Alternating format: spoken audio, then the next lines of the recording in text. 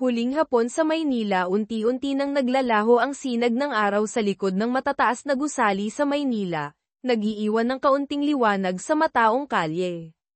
Maingay pa rin ang mga sasakyan, at sumasayaw ang alikabok sa hangin. Nakatayo si Andres sa ilalim ng puno sa gilid ng kalsada, isang kamay ang nakahawak sa kanyang telepono, at ang isa na may bahagyang nakahawak sa kanyang bag na nakasabit sa balikat. Malayo ang tingin niya sa dumadaang mga tao.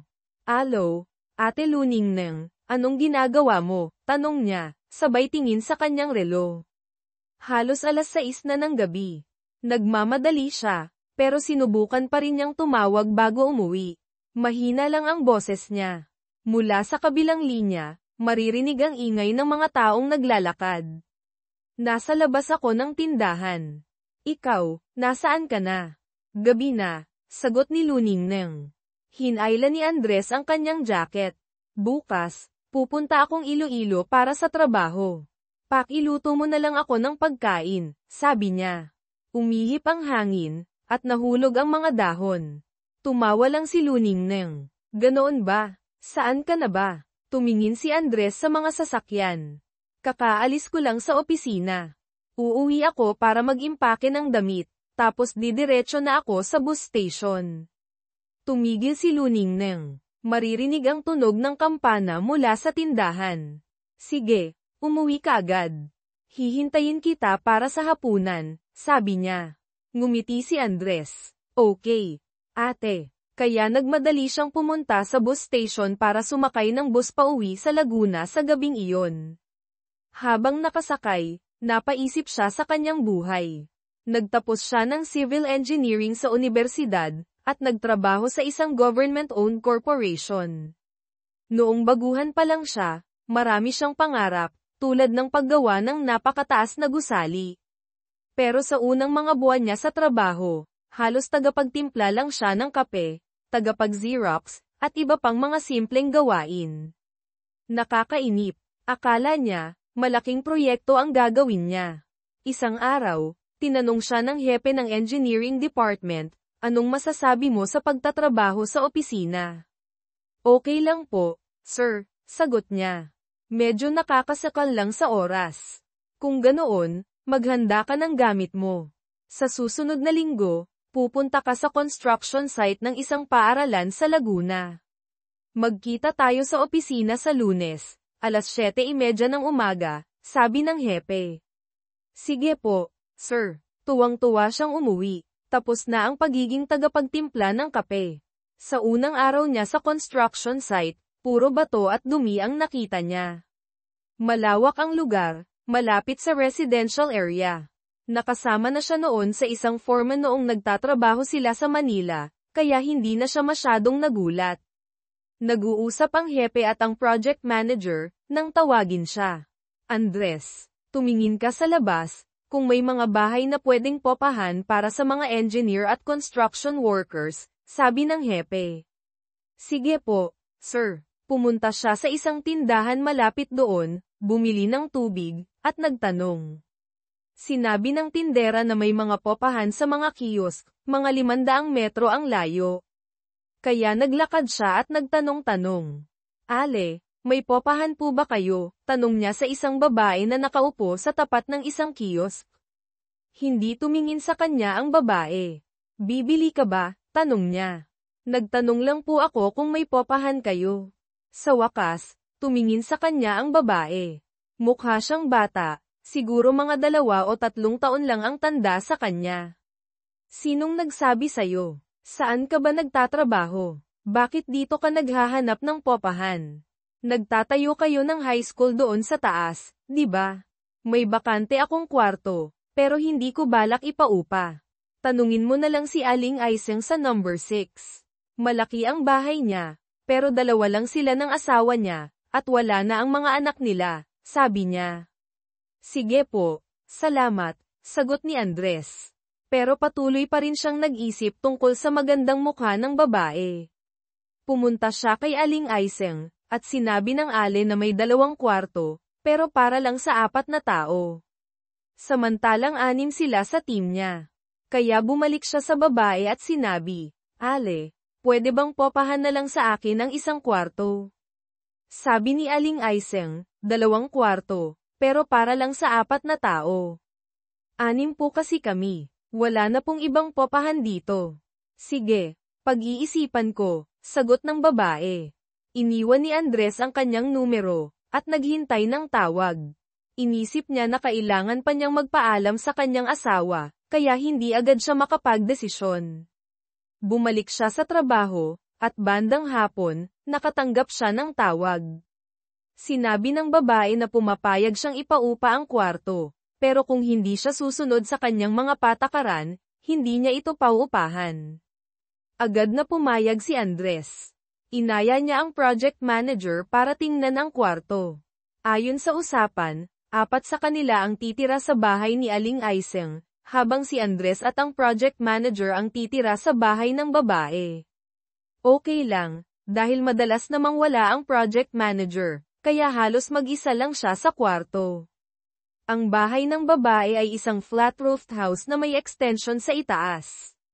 Doon siya pinatira. Sa ibaba, may 2 kwarto, isa para sa kanya, at isa para sa kanyang anak. Lumipas ang mga buwan. Madalas na siyang bumabalik-balik sa bahay, pero bihira silang magkausap ng babae.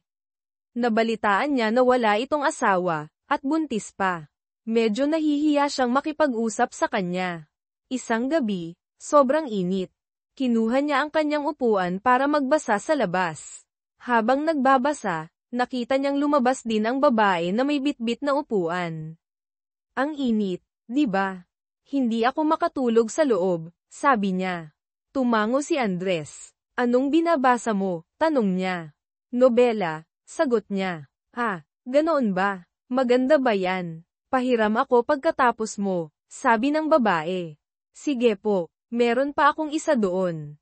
Kung gusto mo, sagot ni Andres. Sige, pupunta ako sa tindahan para magbasa. Sumasakit na ang mata ko, sabi ng babae. Madalas akong nagbabasa sa gabi, pero okay lang naman, sagot ni Andres. Saan ka ba nagmula? Laguna, sagot niya. Ilang taon ka na ba? Ang bata mo pa rin. Hindi tinatanong ang edad ng babae, sagot niya. 28 na ako. Ganoon ba? Akala ko, magkaibigan lang tayo, sagot ni Andres. Ngumiti lang ang babae. Tumahimik sila. Ibinaba ni Andres ang kanyang libro sa mesa. Nakahiga ang babae, nakapatong ang kanyang kamay sa kanyang noo, nakatingin sa langit. Nakita niya ang lungkot sa kanyang mga mata. Biglang tumulo ang luha niya, at agad niya itong pinunasan. Pasensya na, sabi ni Andres. Siguro, may nasabi akong hindi maganda. Hindi sumagot ang babae. Tumayo siya, tinupi ang kanyang upuan, at bumaba. Bago siya umalis, sinabi niyang pahiramin siya ng libro. Simula noon, nahihiya na si Andres tuwing nakikita niya ang babae. Baka nasaktan niya ang damdamin nito. Isang gabi, tinawag siya ng babae mula sa ibaba. May iba ka pa bang libro dyan? Tapos ko na kasi yung isa, sabi niya. Tumayo si Andres, at nakita niyang nasa itaas na rin ang babae. Tapos mo na, tanong niya. May marami pa akong libro dyan. Pumili ka na lang. Palagi ka na lang nagbabasa. Yun lang ba ang ginagawa mo? Tanong ng babae. Binabasa ko ulit-ulit para mas maintindihan ko, sagot ni Andres. Malalim ang mga sulat ng manunulat. Akala ko, engineer ka lang, sabi niya. Marunong ka rin palang magsulat. Ngumiti lang ang babae, at pumunta sa labas para magpahangin. Umupo si Andres at sinubukang tapusin ang kanyang binabasa. Pagkatapos, kinuha rin niya ang kanyang upuan para lumabas. Inangat din niya ang kanyang ulo para tumingin sa langit. Pero nasa isip niya ang babae na nakahiga doon. Simple lang siya, pero napakaganda. Nakalimutan niya ang lahat. Ikwento mo sa akin ang buhay mo, sabi ni Andres. Wala namang dapat ikwento, sagot niya. Siguro, ikinukwento na rin nila sa iyo ang buhay ko. May naririnig din ako. Pero iba-iba ang mga bersyon, sagot ni Andres. Hindi naman agad nawawala ang katotohanan. Ikinwento ng babae na pagkatapos niyang magtapos ng high school, hindi na siya nakapag-aral dahil mahirap lang sila. Sa edad na 19, umibig siya sa isang lalaki. Akala niya, pag-ibig na tunay. Pero nang malaman niyang buntis siya, pinilit siyang ipalaglag ang bata.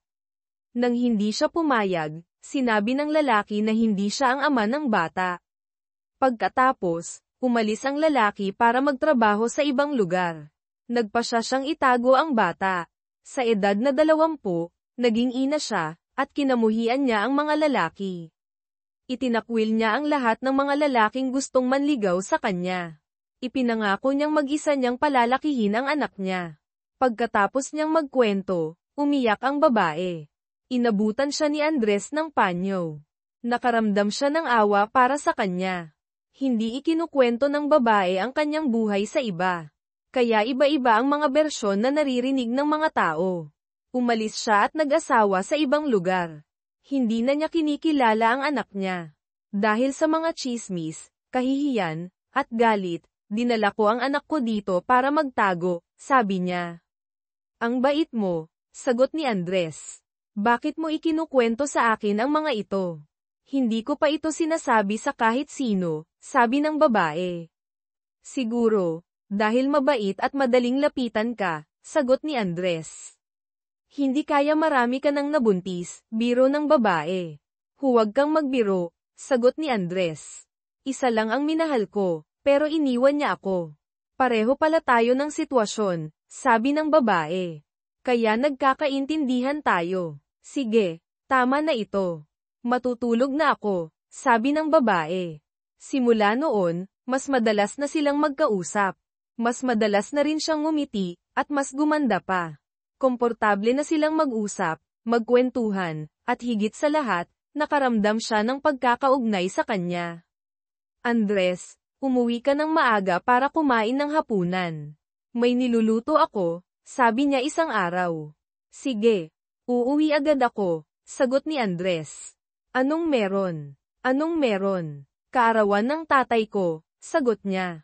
Pagdating niya sa bahay, abala ang babae sa pagluluto.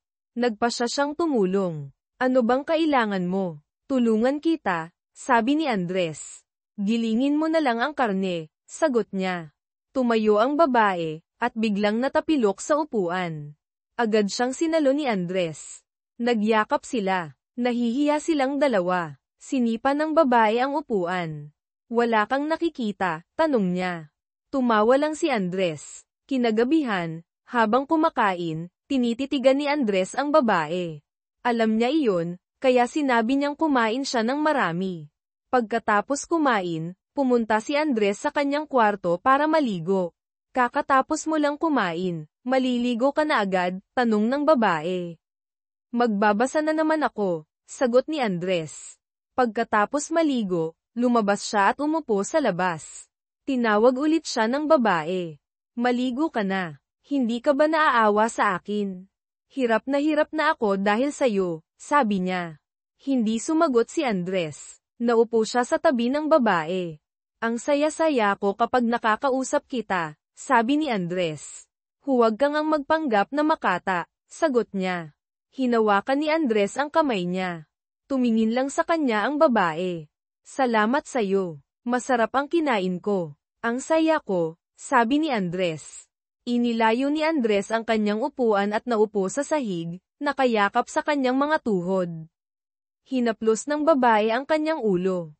Tumingin si Andres sa kanya. Ang ganda mo, sabi ni Andres. Huwag kang magsalita ng ganyan. Hindi ko gusto, sagot niya.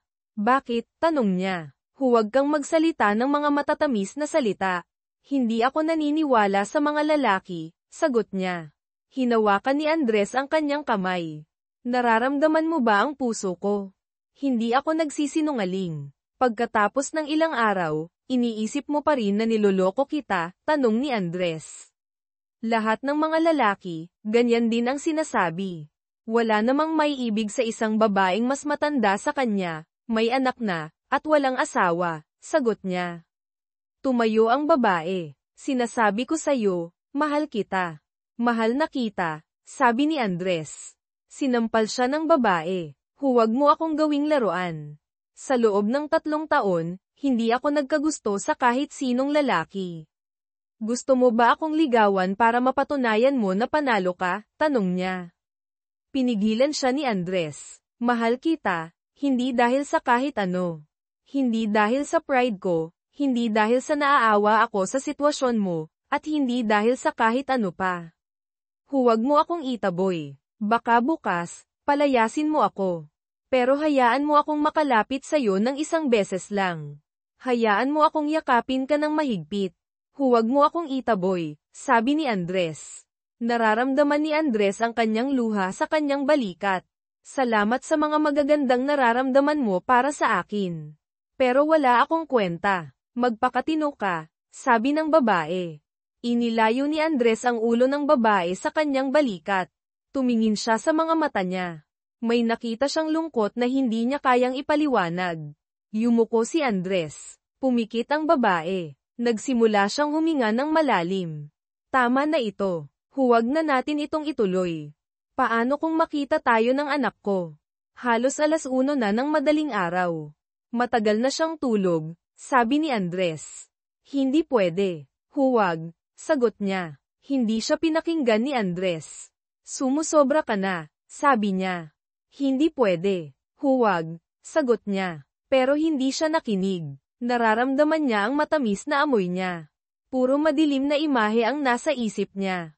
Patayin mo ang ilaw, sabi ng babae. Alam ni Andres na kung papatayin niya ang ilaw, mawawala agad ang babae. Huwag kang gumawa ng ganyan, sabi niya. Pagkatapos ng 30 minuto, natapos sila. Okay ka lang ba? Tanong niya. Okay lang. Bakit mo tinatanong? Nagustuhan mo ba? Sagot niya.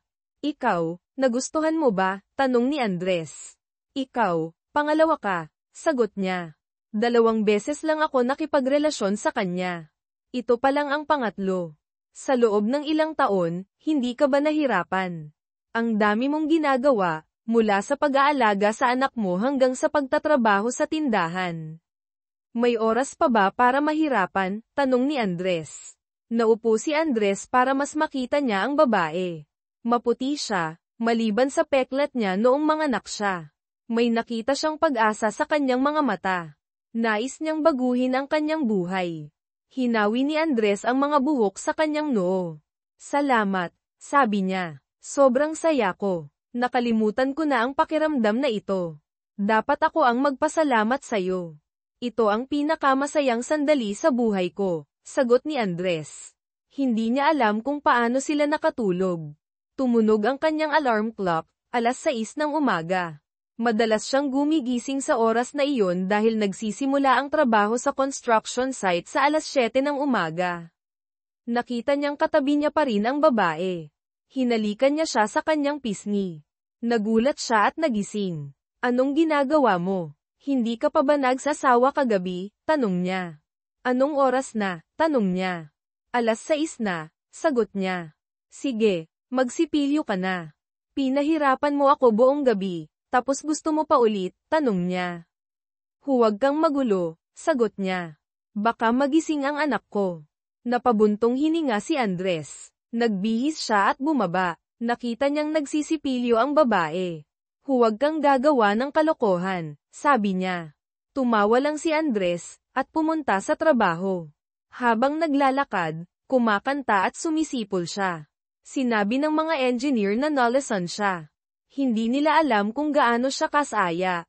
Biglang umulan. Maglinis na tayo. Baka masira ang mga cable, sabi ni Andres. Naalala niya na nag-iisa lang ang babae sa tindahan. Baka nabasa ka, sabi niya. Alam ko na hindi mo kayang mag-isa kaya pumunta ako dito, sagot niya. Nahulog ang ulan. Hindi niya marinig ang sinasabi ng babae. Inilapit niya ang kanyang ulo sa kanya. Naaalala kita, sabi ni Andres. Simula noon, palagi silang magkasama. Tinutulungan ni Andres ang babae sa mga mabibigat na gawain. Sa mga libreng oras niya, inaayos niya ang bahay. Nagluluto at naglalaba ang babae. Para silang pamilya, hindi amo at tenant. Lalong gumaganda si Ate Luning ng araw-araw. Ang kanyang makinis na katawan, masiglang mukha, at ang lahat ng bagay sa kanya ay nagbibigay ng walang katapusang kasiyahan sa paningin.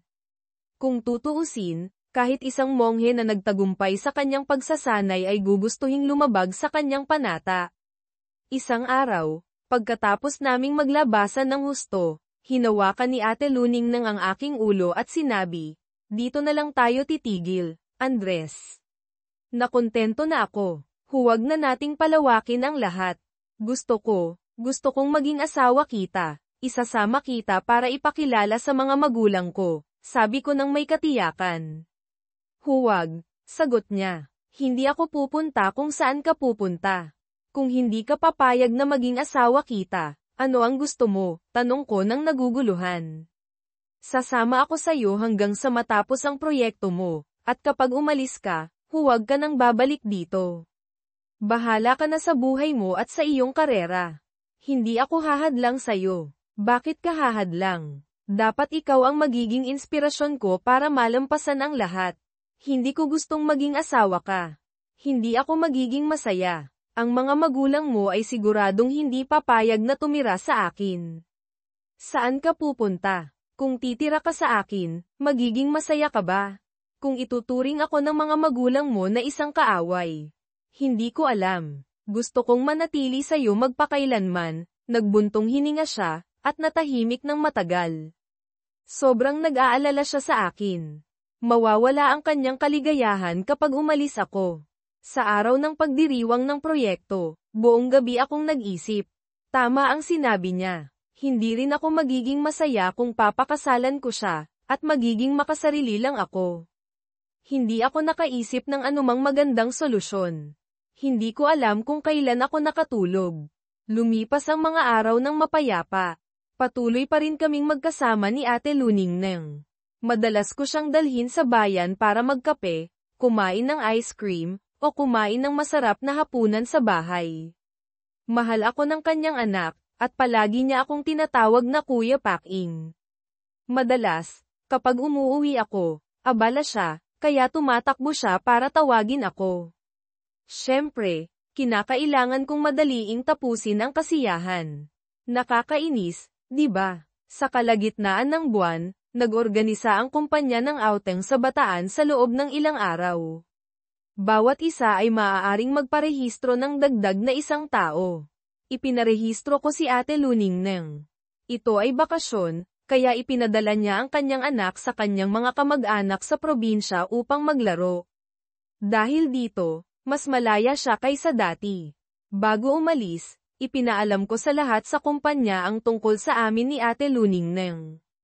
Kahit na maraming pag-uusap, inatasan ko sila na huwag gumawa ng anumang bagay o magsalita ng anumang labis sa harap ni Ate Luningneng.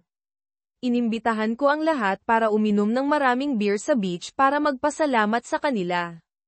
Kahit may mga nakakakilala na sa kanya noon, ngayong pumasok siya sa bus, lahat ng mata ay nakatuon sa kanya. Nakasuot siya ng maong shorts na nakatago sa loob kasama ang isang asul na polo shirt. Ang kanyang postura ay parang isang anghel. Ang ilang mga tao sa kumpanya na hindi pa nakakakilala sa kanya ay nagulat at tumitig sa kanya. Malinaw na ang Vice President ay tumitig sa kanya na parang gustong matuno ang kanyang mga damit. Nagkaroon din ako ng pagkakataong ipagmalaki ang aking sarili. Si Ate Luningneng ay 28 taong gulang na, ngunit kinailangan ng mga sekretarya na 23 o 24 na taong gulang na magdala ng kanyang mga gamit. Pagdating namin, pasado 2:00 na ng hapon. Ang aming grupo ay nasa isang 3 bituing hotel malapit sa baybayin. Ang kalidad ng serbisyo ayon sa mga pagsusuri ay hindi pa naabot ang antas na iyon, ngunit hindi iyon ang mahalaga sa akin. Si Ate Luningneng at ako ay inilagay sa isang silid sa ikatlong palapag na may magandang tanawin ng baybayin.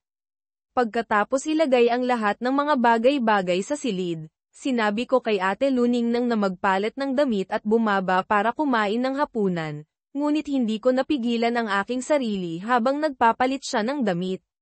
Sa anumang paraan, hindi ko hahayaan na magpalit siya ng damit nang hindi ko siya nakikita. Napakaganda niya. Kaya nagmadali kaming bumaba sa dining room ng hotel. Nagtipon na ang lahat, at lahat ng mata ay nakatingin sa kanya, na nagpahiya sa aming dalawa. Ang mga kababaihan sa kumpanya ay nagseselos. Kahit na siya ay mula sa probinsya, mayroon siyang talento sa pananamit. Ang kanyang mga damit ay napakasimple, ngunit ipinapakita pa rin niya ang kanyang mga pakinabang. Ang mga lumang kasamahan ay hindi masyadong nagulat, ngunit ang mga kasamahan sa kumpanya na sumama ay nagulat at tumitig sa kanya.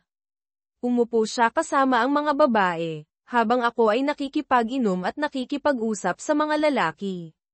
Sa pangkalahatan, ako ay medyo lasing. Kahit na ganito, sapat pa rin akong mulat upang mapansin ang maraming mata na palihim na tumitingin kay Ate Luningneng. Sa tingin ko, nagkakamali kayong lahat. Kahit na medyo lasing kayo, hindi ninyo siya mahihikayat. Mas kilala ko siya kaysa sa iba. Kinamumuhian niya ang mga lalaking naghahanap ng panandaliang kasiyahan. Kung susubukan ninyong hikayatin siya, masasayang lang ang effort ninyo. Pagkatapos kumain, inanyayahan ng lahat ang bawat isa na kumanta. Tumugon ako ng positibo. Gayunpaman, sinabi ni Ate Luningneng na nahihiya siya. Hindi siya marunong kumanta, ngunit iginiit ko na isama siya. Ayaw man niya, kinailangan niyang sumama sa akin. Sa karaoke, panay ang bitaw niya ng mic sa akin. Tuwing binibigay ng mga lalaki ang mic sa kanya para umawit ng isang awitin, kumakanta siya ng kay takot-takot, kaya tumatawa ako. Para ipakita ko sa mga sekretarya, medyo nagpakita pa ako. Paminsan-minsan, sinasabi nila, "Kuya, makikanta kami sayo ng kantang ito." Ang aking mga kasamahan ay nagbaka sakali ring makipag-usap kay Ate Luningneng. Siyempre, gusto rin nilang magpanggap. Ngunit may mga kasama kaming babaeng empleyado, kaya walang sino man ang naglakas loob na gawin ito. Tungkol sa akin, kinanta ko ang awiting, Sea of Memories and You, para sa kanya. Alam kong pagod na siya at gustong umuwi. Nagpaalam ako. Noon ay pasado 10:00 na ng gabi. Pagdating sa silid, agad siyang nahiga sa kama at nakatulog. Dumaan ako sa silid ng mga lalaki at nakipag-usap sa kanila ng kaunti. Sa ganap na 5:00, inimbitahan nila akong lumangoy. Tumakbo ako pabalik sa silid para gisingin si Ate Luningneng, at magkasama kaming pumunta. Bago umalis, nakabili na si Ate Luningneng at ako ng ilang swimsuit, ngunit ngayon nag-aalangan siyang gamitin ito. Sabi niya, hindi pa siya nakakasuot ng ganito sa harap ng maraming tao. Dinala ko siya sa labas ng bintana, at hinilingang bumaba sa baybayin. Tingnan mo dyan. Maraming tao ang nagsusuot nito. Ikaw lang ang natatakot na maging kakaiba. Kung ang buong mundo ay ganito, ikaw ang ituturing na kakaiba kung nagsusuot ka ng damit. Huwag na lang magdamit ngayon, sabi ko. Sa sandaling sinabi ko ito, kinuha niya ang kanyang pulang pajama. Ipinilit ko na hindi, kaya, sumuko ako. Okay lang ngayon, bukas isuot mo yung swimsuit na pinahirapan kong bilhin para sayo. Tumawa siya na parang gintong sikat ng araw na kumakalat sa labas. Sa labas ng dalampasigan, maraming kaakit-akit na batang babae. Paminsan-minsan, tinitingnan ko ang mga ito, kaya tinititigan niya ako. Ang katotohanan ay tinitingnan ko lang ang mga ito. Ngunit si Ate Luningneng ay mas maganda kaysa sa kanila. Hindi lamang tungkol sa kanyang figura, kundi ang kanyang mukha ay may matalinong pagtingin ng isang taong nakaranas ng maraming paghihirap. Isang kagandahan na walang ibang batang babae ang mayroon. Kung mayroon man, matanda na sila. Dinala ko siya sa tubig. Ginawa ng tubig na damaykit ang kanyang damit sa kanyang katawan. Kahit na matagal ko na siyang nakikita, napanganga pa rin ako. Maraming mata ang nakatuon sa kanya. Ang ganitong uri ng pananamit ay mas kawili-wili kaysa sa isang swimsuit, bulong ko sa kanyang tainga. Naniniwala ka ba na kung tatayo tayo dito ng mas matagal, masisira ang damit mo? Hindi. Ang mga lalaki ay tumitingin sa'yo na parang gusto nilang kainin kahit ang mga alon, sagot niya. Pagkatapos nyon, nagkasama ulit kami. Malinaw na lasing ako noong gabing iyon. Nagpunta ako sa isang water stall at kumuha ng isang baso ng lemon water upang magising. Magkasama kaming lumabas sa dalampasigan para umupo. Bumili ako ng isang bag ng chips at 2 bote ng soda para inumin. Ang simoy ng dagat ay talagang malamig. Sabi niya na gusto niyang umuwi ako sa takot na sipunin ako. Alam ko na okay lang ako, kaya gusto kong manatili siya rito. Ang ganda ng dalampasigan sa gabi, sabi ko. Ilang beses na akong nakapunta sa dalampasigan, ngunit kakaiba talaga ngayon, sagot niya.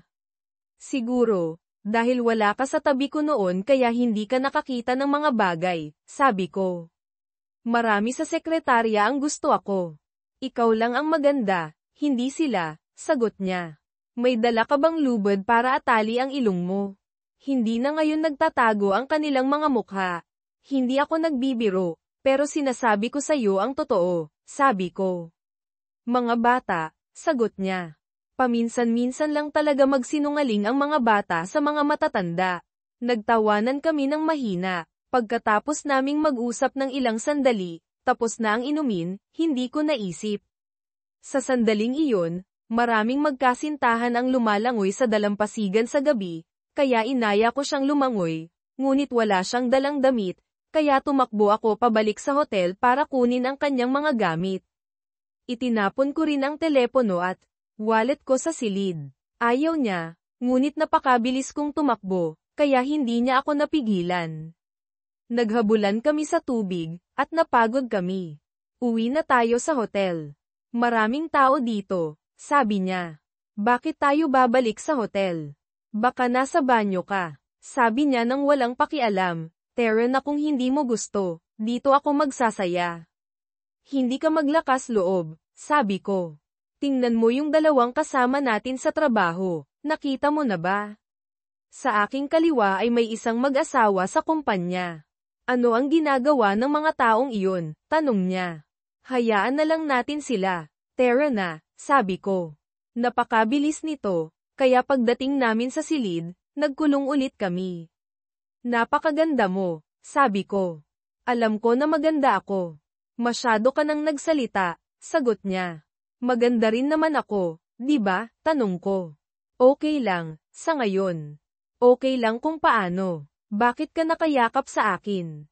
Bakit mo ako minamahal? Dahil pinilit kita kaya nakikisakay ka na lang at humihingi ng pera, tanong ko. Ganyan na lang, ganito na lang ako, sagot niya. Ang pagpunta sa paglalakbay na ito ay mas parang pagpapahinga kaysa sa paglilibot, kaya maraming oras. Madaling araw kaming gumising para panoorin ang pagsikat ng araw, at maliligo sa dagat. Pumunta kami sa paligid ng magkasama.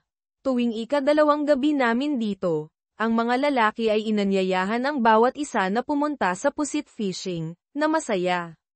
Sino man ang makahuli, kakainin namin.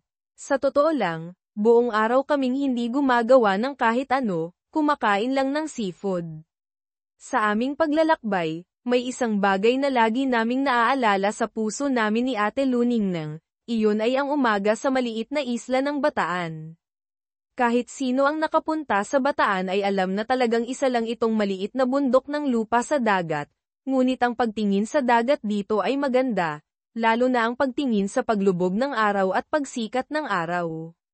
Narinig ni Ate Luningnang ang ilang mga manlalakbay na dumaraan sa baybayin na nagkukwento sa isa't isa, kaya kinumbinsi niya ako noong gabing iyon na gumising sa susunod na umaga at pumunta doon upang panoorin ang pagsikat ng araw. Medyo tinatamad akong gumising ng maaga, ngunit dahil masyado siyang nagsalita, kinailangan kong tumango. Ang mga unang ilaw ay sumasalamin sa langit. Napakaganda. Ang lupa ay hindi pa maliwanag, ngunit ang mga bakas ng mga ulap na kumikinang tulad ng aura ng isang bagong araw ay maaaring makita na sa kalangitan. Sa malayo, may 2 o 3 bangka na nakatayo na parang naghihintay para sa isang bagong araw. Ang eksena ay napakatahimik, wala nang iba pang nanunood ng pagsikat ng araw maliban sa aming 2. Dinala ako ni Ate Luningnang sa isang mabatong lugar malapit sa baybayin. Tumingin siya sa kalangitan. Hinihip ng hangin ang kanyang buhok. Nakapatong sa kanyang ulo, ang kanyang mga mata ay kumikislap, at ang kanyang mga labi ay nakangiti ng bahagya. Maaaring napakasaya niya. Hinihip ng hangin ang manipis na damit na kanyang suot, na nagpapakita ng kanyang malambot na kurba. Maaaring giniginaw siya sa simoy ng umaga. Ate, pumunta tayo sa mabatong lugar na iyon, sabi ko. Talagang maglakas loob ka, sagot niya.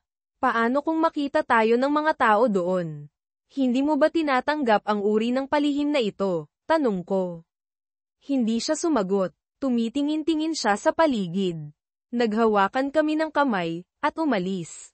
Sa likod namin ay ang sikat ng araw na dumadaan sa mga ulap, na nagliliwanag sa ibabaw ng dagat. Ang mga sinag ng sikat ng araw ay maamo. Kaya natapos na ang pagsikat ng araw. Natapos ang bakasyon, na nangangahulugan na nagsisimula na ang mga huling yugto ng konstruksyon. Ang araw na kailangan kong umalis sa lugar na ito at pansamantalang magpaalam kay Ate Luningnang ay papalapit na. Ang ideya ng pagdadala sa kanya para ipakilala sa aking mga magulang ay tila hindi na maisa sa katuparan. Sa tingin ko, masyado akong nag-aalala. Nasa gitna ako ng paggawa ng isang desisyon. Kung ano ang mangyayari ay mangyayari. Lumapit si Ate Luningnang sa akin. Sumama ka sa akin. Kung ano man ang mangyari, protektahan kita. Huwag, hindi ako sasama sa'yo. May sarili akong buhay. Umalis ka, at huwag ka nang bumalik dito. Itinataboy mo ba ako? Tanong ko. Huwag ka nang magsalita, pakinggan mo ako. Hindi ako pupunta sa bahay mo. Hindi kita mahal, at wala akong balak na pakasalan ang sinuman. Mabubuhay ako tulad ng pamumuhay ko noon. Huwag mo na akong isipin. Kung may pagkakataon, pumunta ka rito para maglaro, hindi ko ipagbabawal iyon. Pero huwag mo akong isipin bilang iyong kasintahan. Mahaba pa ang iyong buhay. Magkakaroon ng maraming batang babae na magmamahal sa iyo, at mamahalin mo sila. Kalimutan mo na ako. Isipin mo na ako ay isang panaginip lamang. Itatago ko ang panaginip na iyon, at gayon din ikaw, ngunit ang mga panaginip ay mga panaginip lamang. Kalimutan mo na, sabi niya nang hindi nag-aalinlangan. Pagkatapos niyang sabihin ang lahat, tumakbo siya pabalik sa silid at kinandado ang pinto ng mahigpit. Hindi ko alam kung gaano ako nagsikap, ngunit, hindi niya binago ang kanyang isip. Determinado siyang pauwiin ako kaagad, kung hindi ay tatawag siya sa mga kapitbahay. Alam ko na nagbabanta lang siya, ngunit hindi ko maipihit ang mga pangyayari. Kailangan kong tumalikod. Anong gagawin ko? Ang paghawak at pagkalimot, pagmamahal at puot ay napakanipis na linya. Papangalanan ba ng Hanoi ang makulay na kabisera at ang mabilis na pamumuhay dito sa lahat? O magiging isang pangmatagalang bangungot ito sa buong buhay ko? Sa maraming gabi mula nang umalis ako, ang taong iyon sa lugar na iyon ay laging nasa aking panaginip. Maaari bang burahin ng oras ang pag-ibig? O lalo lang itong palalalimin. Ang konstruksyon ay nahaharap din sa maraming problema, na nagdudulot ng maraming sakit ng ulo. 2 buwan na ang nakalipas, ngunit hindi pa rin natapos ang lahat. Tapos na ang konstruksyon at ginagamit na, ngunit may ilang mga lugar na hindi pa tapos. Tama, tanging koneksyon lamang ang maaaring gumawa ng ganitong uri ng bagay. Ngayon, kailangan kong bumalik sa konstruksyon para dalhin ang mga papeles sa mga taong nasa ilalim ng pamumuhunan para pumirma. Sana makabalik ako kay Ate Luningnang kahit isang araw o 2 lang. Mula sa malayo, nakita ko ang kanyang figure na nakaupo sa beranda ng kiosk, at nanlalabo ang aking paningin. Ang kanyang mukha ay may mga bakas ng kalungkutan. Nakaupo siya na parang isang taong nawalan ng kanyang isip. Ang kanyang tingin ay nakatingin sa malayo. Maaaring sa sandaling iyon, lumapit ako. Lumingon siya, at ang kanyang mga mata ay parang nagniningning. Nakatayo siya na parang walang nangyari. Tumakbo ako, at hindi kami makapaghiwalay. Hindi ko alam kung gaano karaming beses naming niyakap ang isa't isa, at hindi ko alam kung gaano karaming dumadaan ang tumitingin sa amin. Wala na akong alam. Ang tanging bagay na alam ko ay ang napakapamilyar na amoy na yumayakap. Ang amoy na ito, hininga na ito, ay nasa akin ng maraming araw. Ako ay malayo ng maraming araw. Sobrang nami-miss kita, sabi ko. Ganoon din ako, sagot niya. Saan ka pupunta na may dalang maraming papeles? Tanong ni Ate Luningneng. Dadala ko ang mga dokumento sa investor, sagot ko. Ah, ganoon ba? Ilang araw ka doon? Tanong niya. Kung maayos ang lahat, sa susunod na araw pa ako aalis, sagot ko. Sige, magsasara na ako at magluluto ng pagkain. Bakit parang nangayayat ka ngayon? Tanong niya. Marami kasi akong ginagawa, pero kaunti lang ang kinakain ko, sagot ko. Okay lang na maraming ginagawa, pero hindi okay na kaunti lang ang kinakain. Magkakasakit ka, sagot niya. Magkasama kaming umuwi. Nahihiya pa si Ate Luningneng noong una, pero ayos lang. Yung matandang babae sa kiyos sa kabilang kalsada ay ngumiti ng napakalapad. Hindi ko alam kung may alam siya tungkol sa kung anong meron. Pagdating sa bahay, pagkalapag ng folder sa mesa, tumakbo ako papunta kay Ate Luningneng. Parang walang katapusan ang 2 buwan na pagkakahiwalay namin. Walang gabing hindi ko ipinikit ang aking mga mata nang may imahe ni Ate Luningneng, kasama ang kanyang nakakaakit ng ngiti at matamis na boses. Hindi ko alam kung dahil nagmamadali ako o dahil sa tagal naming nagkahiwalay, pero clumsy ang mga kamay ko sa pag-aalis ng damit ni Ate Luningneng. Ganon din siya. Sobra niya rin akong nami-miss. Kamusta ka naman? Tanong ko. Sobrang okay, mahal, sagot niya. Sa loob ng 2 buwan na wala ka, para akong baliw, sagot ko. Bakit hindi ka humanap ng iba? Tanong niya. Sobrang nami-miss kita, pero walang makakapalit sa'yo, sagot ko. Aalis ka ba bukas? Titira ka ba hanggang katapusan ng linggo? Sa Thursday, dadalhin ko ang mga dokumento sa iba. Siguro, aabutin ng 1 o 2 araw. Sige, tumayo ka na para magluto na ako, sagot niya. Mamaya na, sobrang nami-miss kita. Mamaya na ha, sagot ko. Hay nako, sobrang gutom na ako. Andito lang naman ako, hindi ako aalis kahit saan, sagot niya. Nakita mo na ba ang iba roon? May nakita ka bang mas maganda sa akin? Tanong niya. Huwag mo ngang ikumpara ang sarili mo sa iba. Ang importante, mataas ang score ko sa'yo, sagot ko. Mayroon akong napakataas na antas ng kumpiyansa sa sarili. Ingat ka, baka tumanda kang walang asawa, sagot niya. Ang magandang babae dapat magbigay ng mataas na marka sa akin, huwag sarili ko, sagot ko. Masyado na akong nagtitiwala sa sarili. Tama na, para magluto na ako, sagot niya. Anong kakainin natin ngayon? Tanong ko. Kakain lang ako nito. Sobrang gutom na ako, sagot niya. Maghayhiwa pa ako ng gulay, sagot niya. Sa mga buwan na wala ako, kumakain lang ako ng mabilisang pagkain.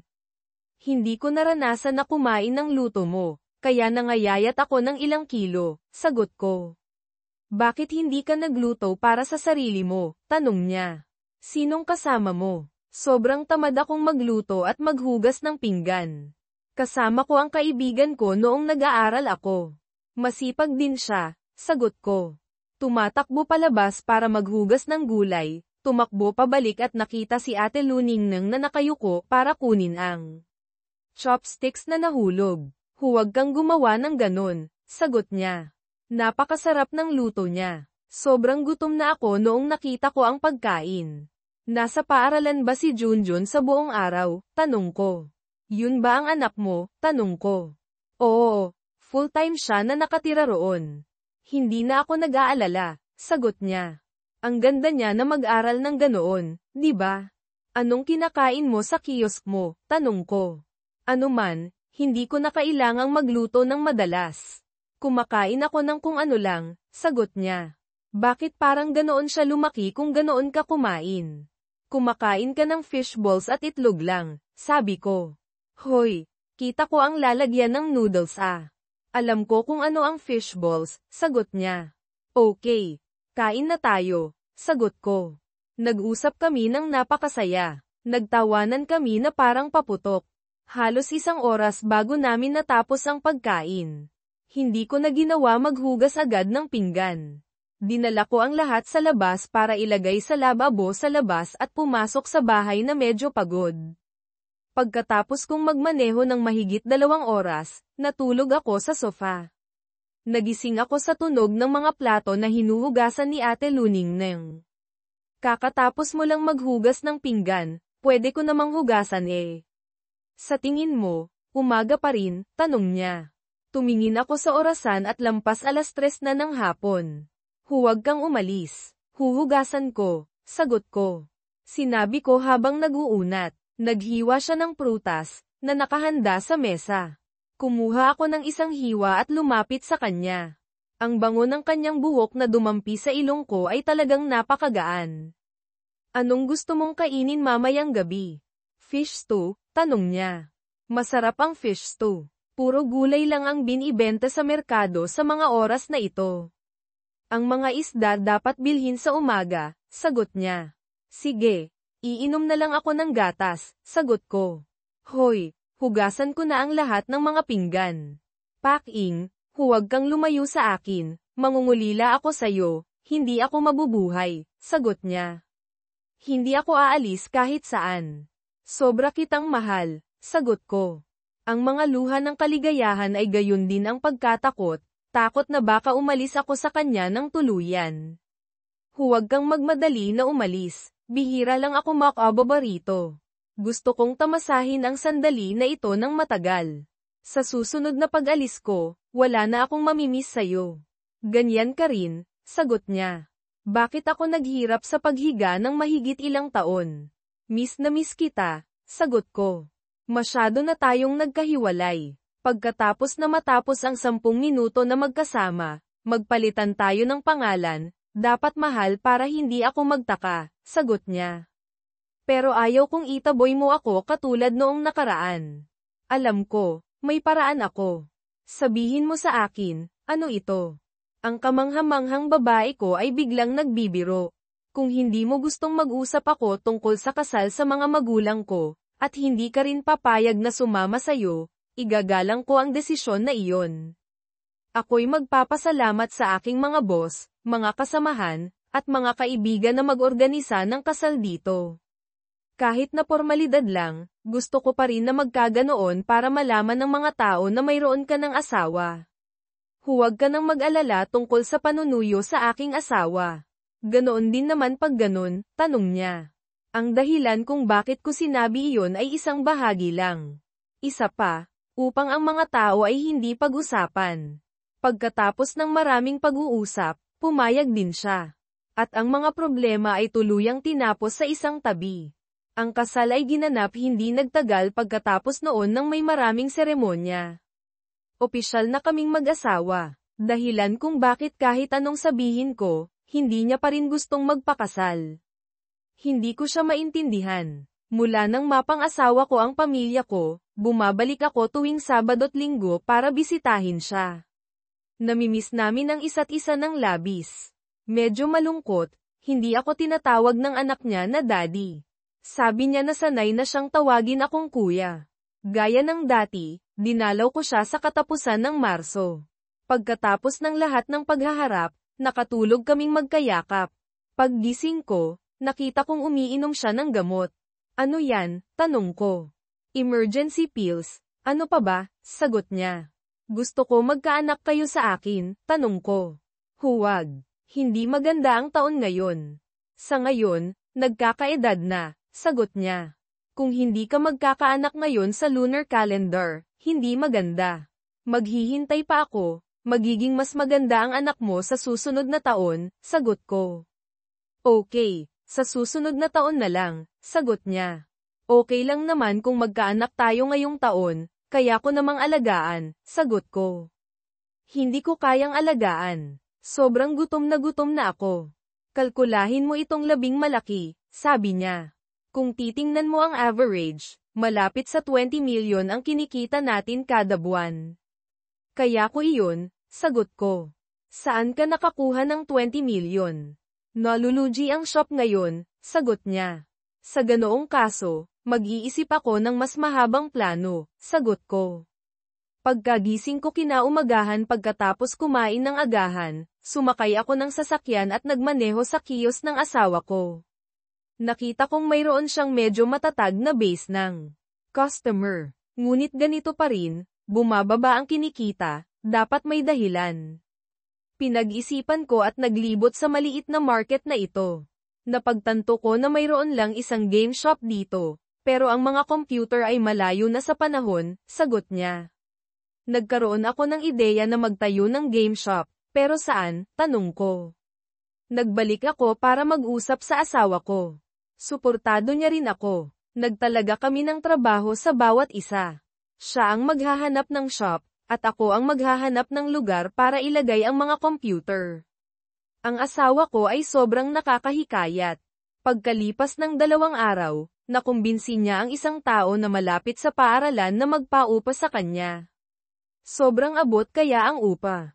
Salamat sa mga kaibigan ko, nakahanap ako ng kumpanya sa Hanoi na naglilinis ng kanilang game shop.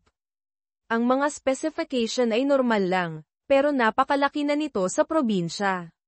Gusto rin naming suriin kung kamusta ang kasalukuyang merkado, kaya sa simula, nag-invest kami ng halos 80,000. Kung maganda, tataasan namin ang investment.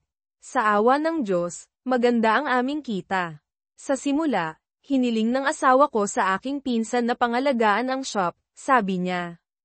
Gusto pa rin niyang mapanatili ang dati niyang shop dahil konektado iyon sa kanyang mahihirap na panahon. Nagtrabaho pa rin ako sa Hanoi at umuwi ng 2 beses kada linggo. Ito ang katapusan ng kwento kung ang buhay ay nananatili ng tahimik, pero may malaking pagbabago na nangyari sa akin. Inutusan ako ng mga magulang ko na magpakasal sa isang babae. Ang babaeng iyon ay mas bata ng 4 na taon sa akin, malapit sa aming bahay. Kami ay may isang magandang pagkabata tulad ng isang libro ng mga larawan. Kung hindi ko nakilala si Ate Luningneng, marahil ang babaeng pakakasalan ko ay siya. Ngunit ngayon, ibinigay ko na ang lahat ng aking damdamin para kay Ate Luningneng. Nagkita ulit kami ni Huaji. Pagkatapos makita ang kanyang pangalan, lumabas ang mga alaala ng bata sa akin. Inibig ako ni Huaji, at buong pusong naghintay sa akin sa loob ng maraming taon.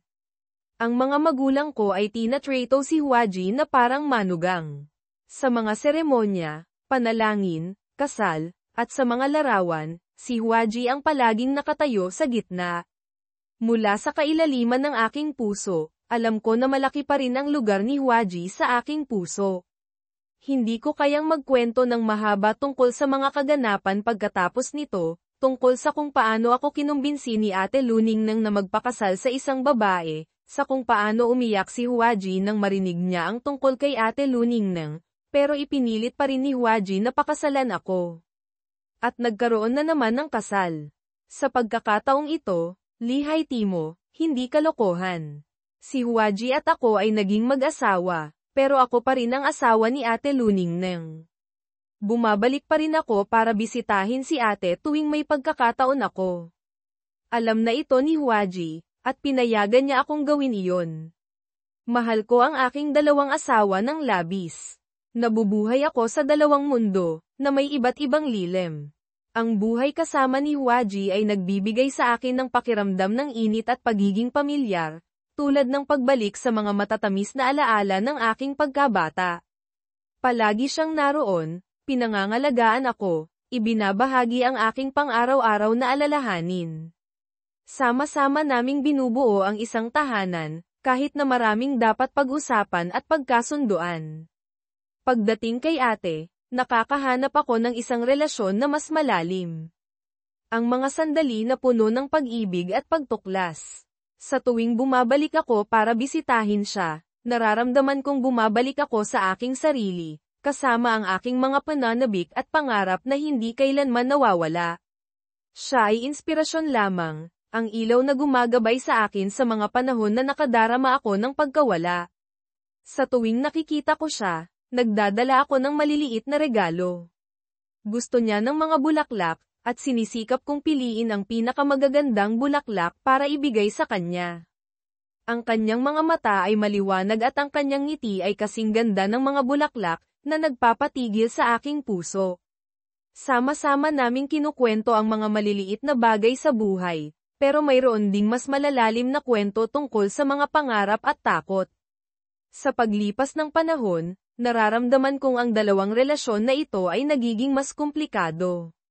Mahal ko silang dalawa, pero hindi ko alam kung paano hahatiin ang aking mga damdamin.